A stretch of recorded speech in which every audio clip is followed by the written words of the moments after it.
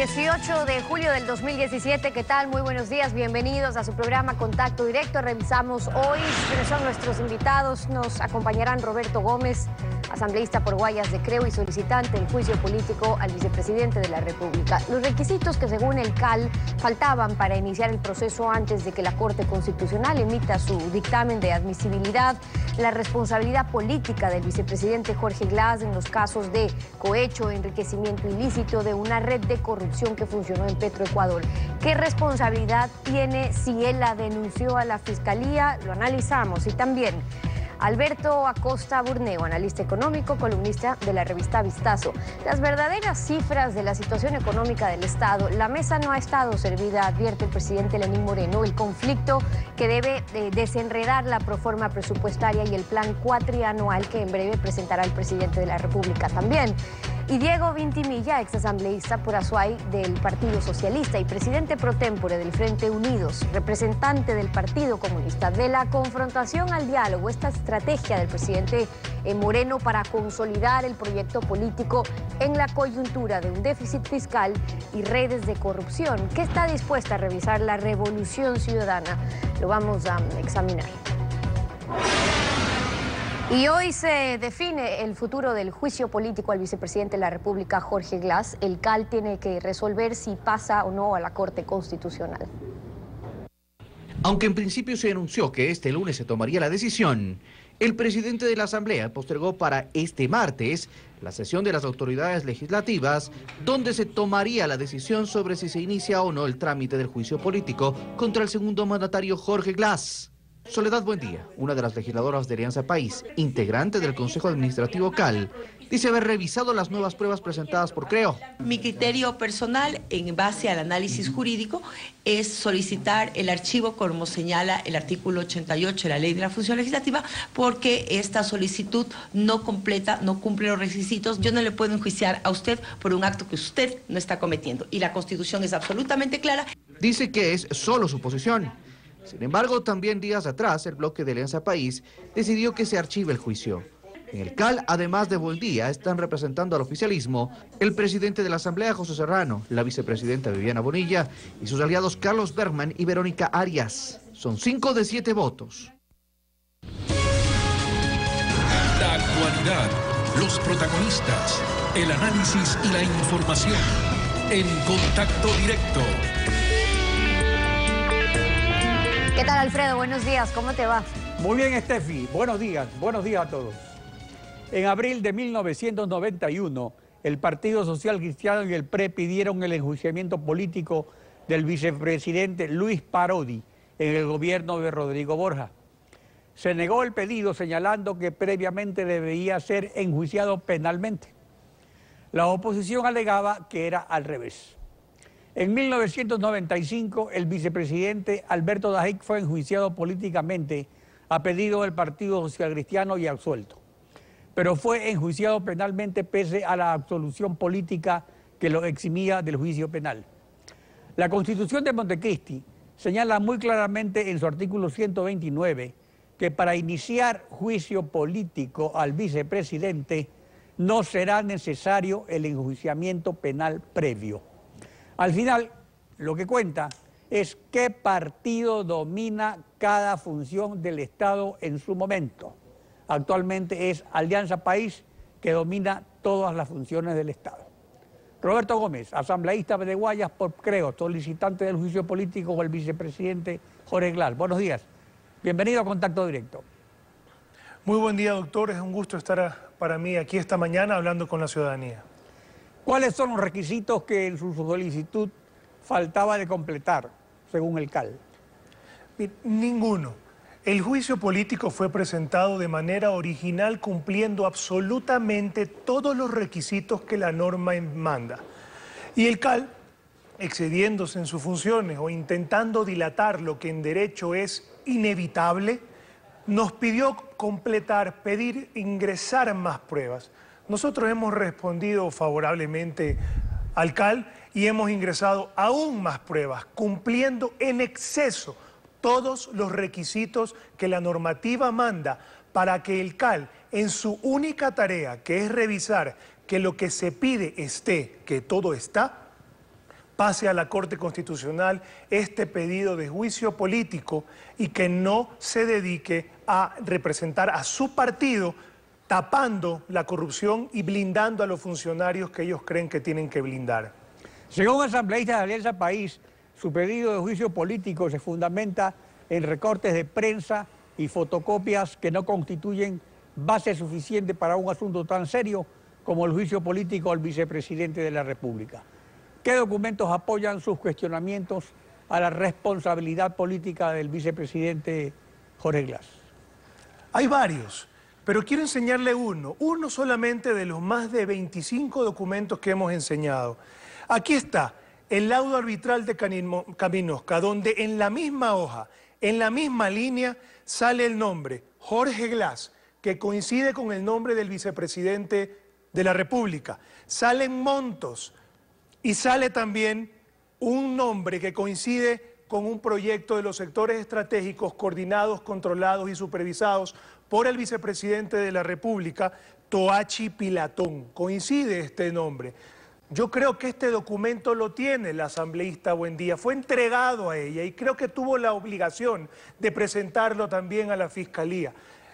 Lo que ellos están diciendo simplemente responde al deseo que tienen de seguir metiendo las manos al fuego por las personas que ellos quieren proteger. No nos olvidemos lo que el oficialismo decía sobre el señor Delgado, que era buena gente, que era honesto, que tenía título y que ya regresaba de un matrimonio en Estados Unidos. No nos olvidemos lo que decían del señor Polit, que era un lujo del Contralor y todos los funcionarios excorreístas del Consejo de Participación Ciudadana le pusieron 100 sobre 100. No nos olvidemos lo que decían del señor Capaya, que era un buen tipo, que la refinería del Pacífico, por palabras del señor Glass, le debería reconocer a él, el Ecuador, sus acciones. ¿Hasta cuándo? Hasta que la realidad los golpeó en las narices y no les quedó más que llamarlos traidores. El día de hoy va a haber un juicio y el día de hoy el juicio va a ser la ciudadanía juzgando la acción de esta nueva asamblea con respecto a blindar a los suyos, a cubrir la corrupción o a representar a los ciudadanos haciendo una sola cosa. La única sola cosa que pueden hacer si quieren hacer lo correcto y es cumplir la norma. Cada requisito está ahí y al alcalde le corresponde no valorarlos. Según el artículo 129 de la Constitución, solo se puede enjuiciar políticamente al presidente y al vicepresidente por delitos contra la seguridad del Estado, contra la administración del Estado, que es este el caso, y por lesa humanidad. Al no ser necesario el juicio penal previo, según el mismo artículo, significa entonces que la responsabilidad política que juzga la Asamblea o que va a juzgar la Asamblea se refiere a la que tuvo el vicepresidente Glass en los sectores estratégicos donde hay sentencias por cohecho y enriquecimiento ilícito de funcionarios que respondían ante él y casos que actualmente aún investiga la Fiscalía en donde está sindicado su tío por pruebas de soborno que aportó Odebrecht. ¿Esa es su responsabilidad política? Exactamente. Y aquí está el decreto número 15, donde se lo delega coordinar, controlar y supervisar los sectores estratégicos. Y además realizar seguimiento, evaluación, control y cumplimiento de las políticas. Nosotros hemos presentado juicios con sentencia condenatoria por enriquecimiento ilícito, que es una de las causales que manda la Constitución. Y esa responsabilidad penal en los sectores estratégicos que estaban a su cargo por decreto de Rafael Correa se convierten también, adicionalmente a la prueba que le acabo de comentar del laudo de Caminosca, en prueba para poder enjuiciarlo políticamente y que ha sido adjuntada. ¿Qué más hemos incluido? Hemos incluido una transcripción de un video de él donde habla del señor Alex Bravo en los sectores estratégicos, refiriéndose a él como un joven de 34 años, oriundo de Esmeraldas, joven de la generación del conocimiento. Quiere decir eso que ellos estaban íntimamente relacionados en los términos laborales, cumpliendo este decreto. Para nosotros está absolutamente claro, y yo creo que para el oficialismo también, la única decisión que el oficialismo tiene que tomar es si es que va a priorizar la lealtad para con su partido o si va a priorizar el cumplimiento de la ley. Pero que hay un hecho interesante. Bajo la vigencia de la Constitución del 2008, el CAL nunca ha archivado una solicitud de juicio político. Siempre ha sido la Comisión de Fiscalización. Además, después de la revisión del CAL, viene ahora el dictamen de admisibilidad de la Corte Constitucional. Luego la famosa Comisión de Archivo, donde se ventilan las pruebas. Y finalmente el veredicto en el Pleno, donde tiene mayoría Alianza País. O sea, ¿qué es lo que teme Alianza País que se revele en este juicio político, que se ponga en la palestra a consideración de la ciudadanía? Miren, no hay nada nuevo que se pueda revelar. La realidad es que ni el sol, ni la luna, ni la verdad se pueden esconder por demasiado tiempo. La ciudadanía tiene muy claro quién ha sido el responsable político. ¿Por qué? Porque los últimos 8 años él ha salido a recibir los aplausos por lo que él ha creído que es correcto. Y el día de hoy estamos nosotros para decirles que los funcionarios públicos no estamos para recibir aplausos, estamos para hacer nuestro trabajo. Y lo que debe primar en esta asamblea es los principios, el principio de respeto a la ley y de empezar un trabajo para volver a poner a la Asamblea Nacional en el lugar donde le corresponde estar, de la representación de la ciudadanía y no del partido político oficialista que pretende, según lo que han comentado algunas de las personas del partido oficialista, blindar a los suyos a cualquier costo. Ante las evidencias que se presenten y el hecho de que una absolución forzada hace que el bloque de asambleístas de Alianza País asuma la responsabilidad política de este caso, ¿se puede dividir o desbandar el bloque de Alianza País ante esas evidencias? Mire, lo que pasa en Alianza País es problema de Alianza País. Para mí realmente es un partido que tiene hoy día la oportunidad de decirle a la ciudadanía que sí están dispuestos, como lo decía la señora vicepresidenta de la Asamblea Bonilla, de ante las pruebas que han sido presentadas, hacer lo que les corresponde hacer de acuerdo a la ley. Aquí no se trata de que lo que piense su partido, no se trata de lo que diga uno u otra persona que felizmente ya no han puesto nuevamente en el CAL. Se trata de hacer lo correcto, se trata de dar paso a la fiscalización, se trata de saber que la norma pide incluir pruebas y nosotros hemos incluido pruebas, de que se trata de que hay que incluir firmas y hay 60 asambleístas de oposición que representamos a millones de ecuatorianos, inclusive muchos del correísmo que están hartos de la impunidad y de que las instituciones controladas por el correísmo se dediquen a blindar a la corrupción. Hoy hay un juicio y el juicio va a ser de la ciudadanía con respecto a la actuación del CAL y van a determinar si esta nueva asamblea, si diferencia de la anterior o si va a hacer las cosas correctamente, apegadas a la ley, con los ojos cerrados, simplemente cumpliendo con la tarea encomendada a nosotros, que es fiscalizar y legislar en beneficio de la ciudadanía. Roberto Gómez, asambleísta por Creo, gracias por acompañarnos hoy en Contacto Directo. Gracias a usted, doctor. Son las 7 de la mañana con 13 minutos con ustedes. Tiempo de ir a una pausa y cuando regresemos ya está en nuestros estudios Alberto Acosta Burneo, analista económico, columnista de la revista Vistazo. La mesa de la economía pues no estaba servida, así dice que ha recibido el poder del presidente Lenín Moreno. ¿Cómo servirla con el mismo equipo económico? Lo vamos a analizar, algunos temas pendientes. Quédese usted en nuestra sintonía. El contribuyente es una persona que trabaja para el gobierno, pero sin haber hecho las oposiciones a funcionario. Lo dijo Ronald Reagan, 40º presidente de los Estados Unidos.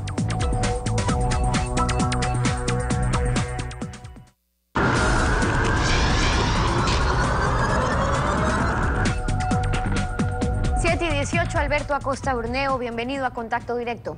Muy buenos días, un gusto estar con ustedes. Igualmente, hasta el 28 de julio está previsto que el presidente Moreno presente la proforma presupuestaria y el ministro de Economía y Finanzas pues ya ha dado algunas luces de lo previsto. Uno de los ejes será mejorar las condiciones de la deuda pública. ¿Cómo mejorarla? ¿Cómo recomprarla? Cuando Rafael Correa lo hizo fue después de que bajó el precio en el mercado, pero tras una moratoria y además tenía los recursos para recomprar. ¿Esa ahora usted ya no ve que es una alternativa? Definitivamente hay que mejorar las condiciones de la deuda, pero hay que estar claros que esa deuda cara y de corto plazo que tenemos en la actualidad es un síntoma del desequilibrio fiscal que estamos viviendo. Tenemos un gasto público excesivo, un déficit fiscal el año pasado superó los 7.500 millones de dólares y mientras el sector público no reduzca su nivel de gasto, los inversionistas tampoco le van a prestar más barato. La deuda baja su precio cuando los inversionistas creen que el deudor es menos riesgoso. Y para ser menos riesgoso tiene que tener unas finanzas públicas saludables. Si es que el gobierno no pone en orden las finanzas públicas, va a ser muy difícil que consiga nueva deuda en mejores condiciones. Entonces aquí lo primero que hay que hacer, si bien es un objetivo importante mejorar las condiciones de la deuda, para lograrlo hay que enfocar el problema de fondo, el exceso de gasto. Ahora, pero usted se refiere a esa nueva deuda. ¿Y qué pasa con la deuda ya contraída, no la nueva? Es decir, si hablamos de renegociarla o la posibilidad de recomprarla o las alternativas que hayan, ¿hay posibilidades? ¿En qué condiciones? Lo que se puede hacer, sobre todo con lo que es bonos emitidos en el mercado internacional de capitales, es emitir nuevos bonos en mejores condiciones.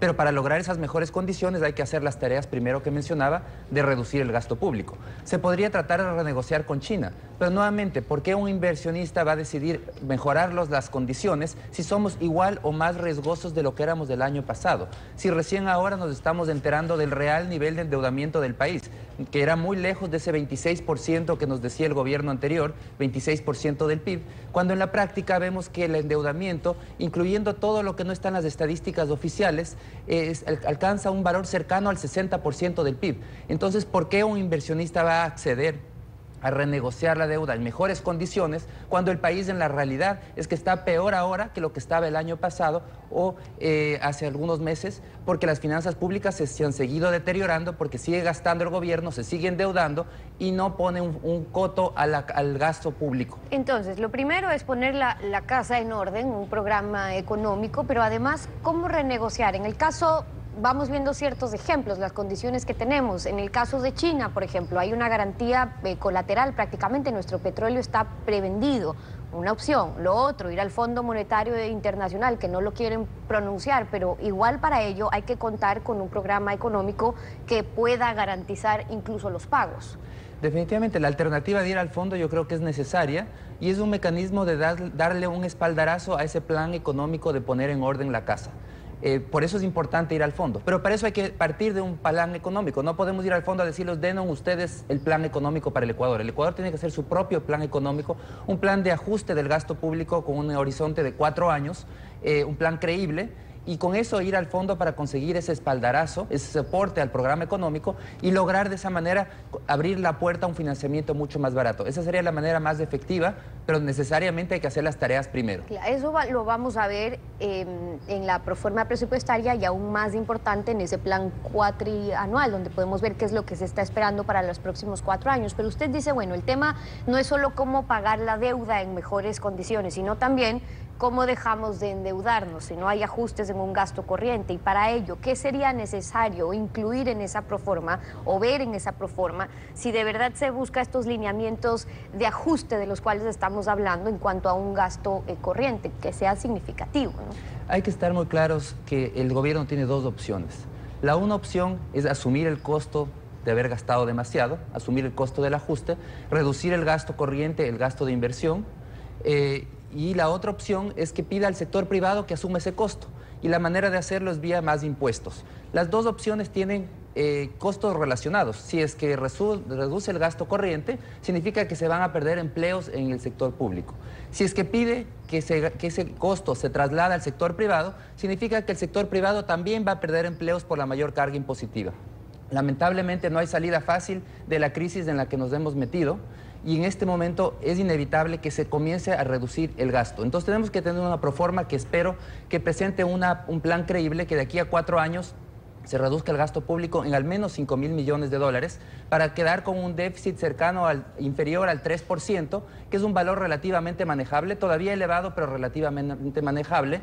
Pero definitivamente lo importante aquí es que el Estado asuma parte del costo. No puede seguirse pidiendo que sea el sector privado quien vía mayores impuestos tenga que asumir un gasto en una administración que nunca le alcance el dinero. Claro, ahora, ¿cómo asumir parte del costo? Porque podría haber consenso en cuanto a reducir el déficit. El tema es qué se va a incluir en esa proforma, qué tipo de ajustes se podría incluir. Y le pregunto, por ahora, de las decisiones que se han tomado, ¿se podría hablar ya de ajustes? Incluso el mismo cambio de ministerios coordinadores, pues ahora están los consejeros, han dicho que funcionarios públicos que a futuro salgan no van a ser recontratados, pero sí hemos visto como algunos otros se han ido reubicando. ¿Dónde se ha ahorrado o eso todavía es lo que no se ve? Es lo que no se ha hecho, no necesitamos maquillajes, se necesita un recorte de gasto real, que el gasto corriente se concentre en las áreas más importantes, educación, salud, seguridad. El gasto público es muchísimo más que eso, como nos han hecho creer. Que nos digan la realidad de en qué otras cosas se está gastando que no son necesarias para los ciudadanos, que no son servicios directos para los ciudadanos.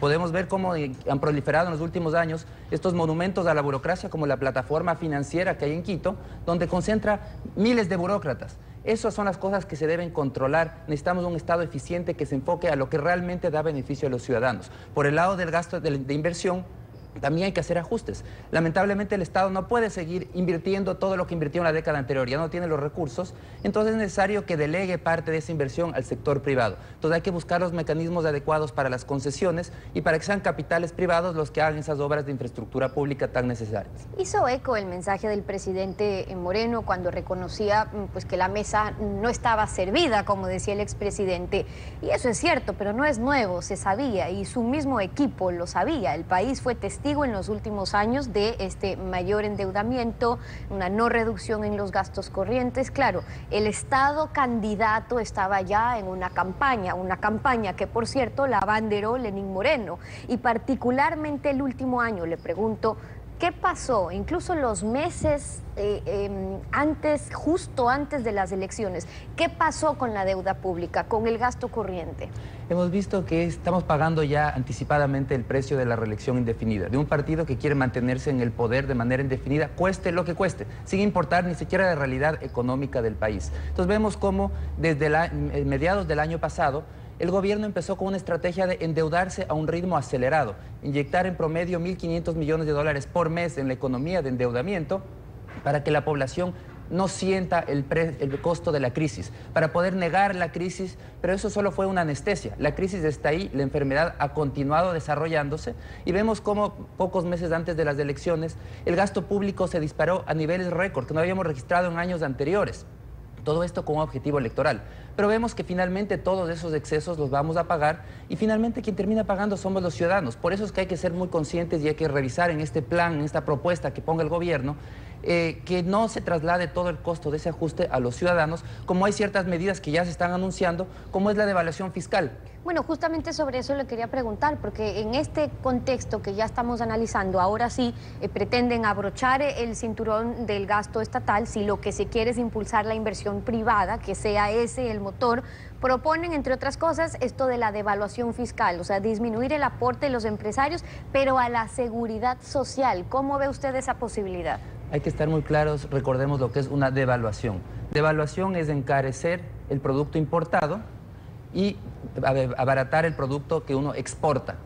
¿Cómo quieren lograrlo? Una devaluación siempre tiene dos partes y en el caso de la devaluación fiscal, que se hace cuando uno no tiene moneda propia, como el caso ecuatoriano, viene por un lado un subsidio, un beneficio al exportador vía reducción de las contribuciones a la seguridad social, pero tiene una segunda parte que es la que no nos han contado, y que normalmente implica un impuesto, incremento del IVA, en algunos casos como en España fue un IVA diferenciado, a los productos eminentemente importados. Entonces, finalmente, ¿de qué se trata? La devaluación, como toda devaluación, significa que el consumidor ve reducido su capacidad adquisitiva y que traslada una renta hacia los sectores exportadores. Nuevamente es pedirle al consumidor que pague el costo del ajuste para beneficiar a los exportadores. Yo creo que es una propuesta impresentable.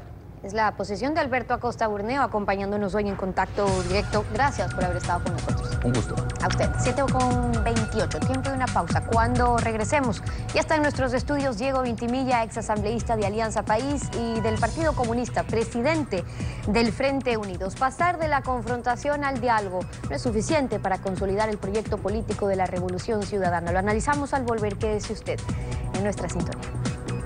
En economía las cosas tardan más en pasar de lo que pensabas y después ocurren más deprisa de lo que creías. Lo dijo Rudy Dornberg, economista alemán.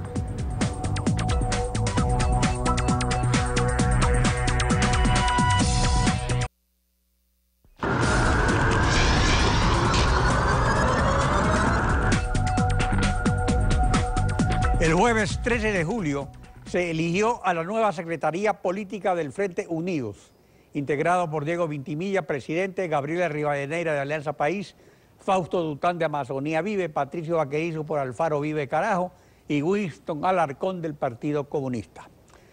Diego Vitimilla, presidente pro tempore del Frente Unidos. Buenos días, bienvenido a Contacto Directo. Muy buenos días, Alfredo, mucho gusto. En la actual directiva hay preponderancia de la izquierda. No están representados los movimientos Unidad Primero de Manabí, que lidera el prefecto Mariano Zambrano, ex PSC, ni MAR, el Movimiento Autonómico Regional de El Oro, que lidera el asambleísta Montgomery Sánchez, ex PRE, y anteriormente se separaron del Frente Unidos, Centro Democrático del prefecto del Guayas, Jimmy Jairala, ex PRE, y el partido Avanza, fundado por Ramiro González, ex ID. ¿Se está radicalizando hacia la izquierda del Frente Unidos como apoyo a Lenín Moreno o para mantenerse vigilantes del nuevo estilo? Bueno, las dos cosas. En el primer momento, el Frente Unidos ha sido un espacio de articulación de todas las fuerzas y movimientos políticos que respaldan la Revolución Ciudadana y nos mantenemos en ese objetivo de consolidar la unidad de la izquierda y de los sectores progresistas de cara a garantizar que el proyecto de la Revolución Ciudadana pueda continuar.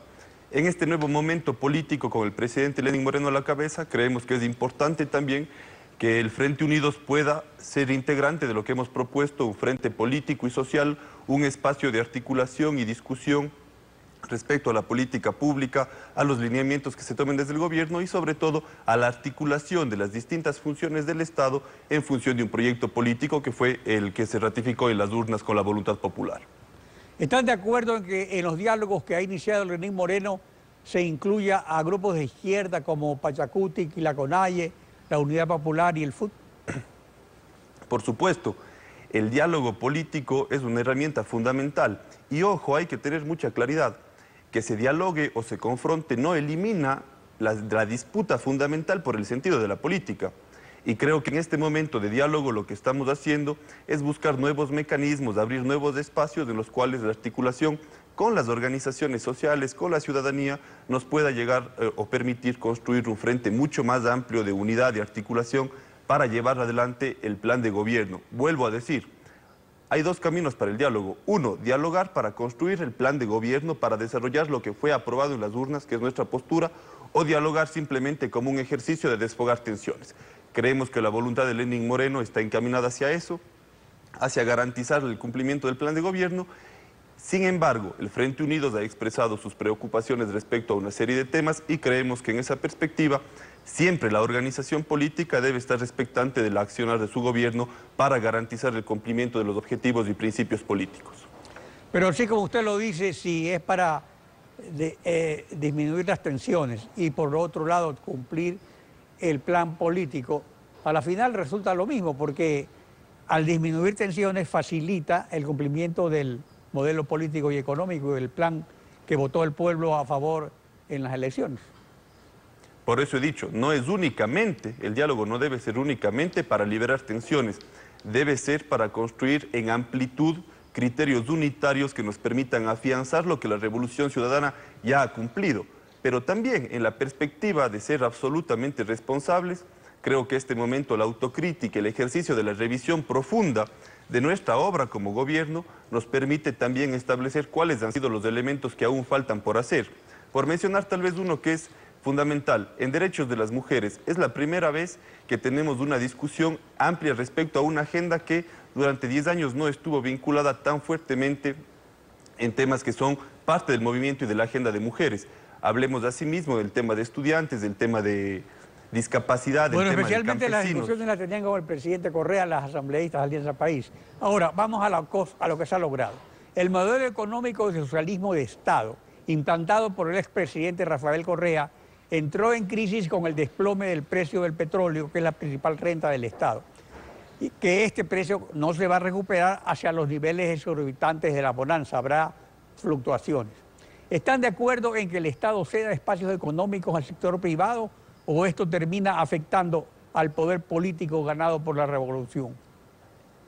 Mire, en el Ecuador hemos dicho siempre, el servicio público tiene que estar orientado a la garantía de los intereses de las grandes mayorías. Y hay momentos en los cuales el sector privado puede participar en el cumplimiento de estos objetivos siempre que garanticemos que los márgenes de maniobra sean adecuados en una estrategia de ganar-ganar. no hemos dicho nunca que estamos en contra del sector privado. Lo que hemos dicho es que ese sector privado debe tener una regulación suficiente que nos permita que, cumpliendo con sus objetivos como empresa, no atenten contra los intereses de las grandes mayorías. Aquí en el Ecuador jamás ha habido una persecución al sector privado. Lo que se ha buscado es un mecanismo de equidad tributaria, mecanismos de redistribución de la riqueza, y creemos que en este momento habrá que explorar nuevos mecanismos que nos permitan continuar con esto, reconociendo que sí, efectivamente, los precios de uno de los elementos fundamentales para el mantenimiento de la economía ecuatoriana en los últimos años del petróleo, se encuentra en una situación compleja internacionalmente. Sin embargo, la Revolución Ciudadana ha sido bastante creativa al momento de establecer soluciones a los distintos y difíciles momentos que hemos sabido atravesar en lo económico y lo político. Hoy, con el equipo económico de Lenín Moreno, esperamos que eso pueda salir. Y como Frente Unidos, en la contraparte política, esperamos también establecer criterios que tal vez con lo que ayer se mencionó en el informe a la Nación del presidente, jamás involucre que se retroceda en lo avanzado, que jamás involucre estos ajustes que se tengan que hacer a la economía nacional, afectación a los sectores populares o al pueblo ecuatoriano. Ahora, la estatización del poder ciudadano, como decía Paco Moncayo, o quinta función del Estado, ha evidenciado su inoperancia frente a las redes de corrupción de Petroecuador y Odebrecht, que fueron descubiertas por la Administración de Justicia de Brasil y Estados Unidos.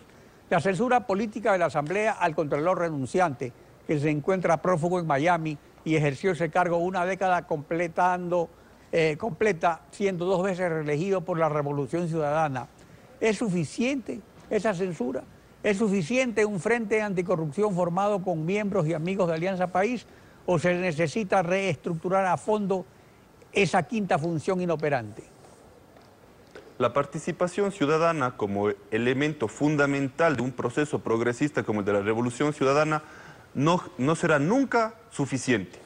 La democracia radical, el progresivo avance de la participación de la gente en la toma de decisiones es un objetivo que debe estar sometido permanentemente a revisión. Yo creo que ningún militante está contento o estará contento y dirá ya es suficiente la participación ciudadana. Siempre hay que explorar nuevos mecanismos. Y en ese sentido también es importante hacer un ejercicio autocrítico respecto al funcionamiento del Consejo de Participación Ciudadana, de la Comisión de Participación Ciudadana de la Asamblea Nacional, de los consejos ciudadanos sectoriales del Ejecutivo. Es decir, todo espacio en el cual se articulaba la representación formal ante el Estado y la representación social y política, tiene siempre que explorar nuevos mecanismos para garantizar tener mayores sinergias, mayores mecanismos de articulación, y ahí sí creemos que el Frente Unidos, como expresión unitaria de las fuerzas que componen la Revolución Ciudadana, debe tener un rol fundamental, reconociendo que en este momento, en este cambio de administración, no únicamente estamos evidenciando un cambio de estilo, sino también algunas decisiones que serán profundas y que tienen que estar enmarcadas exclusivamente en lo que el pueblo ecuatoriano votó en las urnas y sobre todo en un elemento que todos los ecuatorianos y ecuatorianas debemos cumplir, que es la Constitución de Montecristi. ¿Usted cree que es necesario que la Asamblea proceda al juicio político del vicepresidente Jorge Glass, que no significa que se lo va a condenar necesariamente, simplemente que se lo va a juzgar? El estricto apego a la ley ha sido uno de los principios fundamentales de nuestro accionar y hay que decirlo con absoluta claridad. Uno no puede juzgar a alguien por el delito que cometió otro. Tal vez poniendo un ejemplo, si un miembro de un equipo de fútbol comete la falta... Pero siendo una responsabilidad política, no es un juicio penal. La responsabilidad política recae sobre los actos y acciones del vicepresidente de la República. Nosotros no decimos no se le juzgue, lo que estamos diciendo es presenten las pruebas suficientes que certifiquen en la comisión de esas irregularidades que la oposición señala. No quiero yo entrar en polémicas, en este momento la Asamblea Nacional tiene a su cargo esta discusión, la Corte Constitucional, sin embargo creemos que lo que se tiene que actuar es en absoluto rigor y apego a la ley y no basándose en unos elementos que tienen más características de una cuestión mediática que de una cuestión de responsabilidad política de quienes impulsan este juicio político. Ahora, si no van a hacer ningún cambio sustancial al modelo político ni al modelo económico, ¿cómo piensa consolidar a la Revolución Ciudadana o ese no es el problema? Mire, los cambios siempre han sido parte del proyecto político de la Revolución Ciudadana. Uno no puede juzgar a crítica y a históricamente la Revolución Ciudadana y pensar que lo que sucedió en 2007, 2008 es lo mismo que enfrentamos en el 2010 o en el 2017. Hemos enfrentado escenarios cambiantes en lo político interno y en lo externo y también en las circunstancias y en las formas de procesar la política. Hoy estamos ante un nuevo momento en el cual necesitamos que la organización ciudadana y la organización política asuman un rol protagónico en defensa de lo avanzado y también creativamente en la propuesta para continuar y consolidar este proyecto político que, a diferencia de lo que ya decían ciertos medios de comunicación y lo que la oposición señalaba en campaña, hoy demuestra que tiene absoluto vigor. El hecho de que la misma discusión interna dentro del proyecto sea lo que cope la opinión pública, da cuenta de una fortaleza política y sí, efectivamente, de unas contradicciones al interior que tienen que ser depuradas en el marco de canales formales para la solución de esos problemas. Ahora, pero pudiera ser que esas contradicciones sean acordadas para darle credibilidad a al diálogo, por ejemplo. Bueno, yo no soy parte de teorías conspiranoicas en las cuales crea que se generan shows o se generan posiciones únicamente para salir a la palestra política o ante la opinión pública. Este momento se han expresado posiciones divergentes entre el presidente y el expresidente.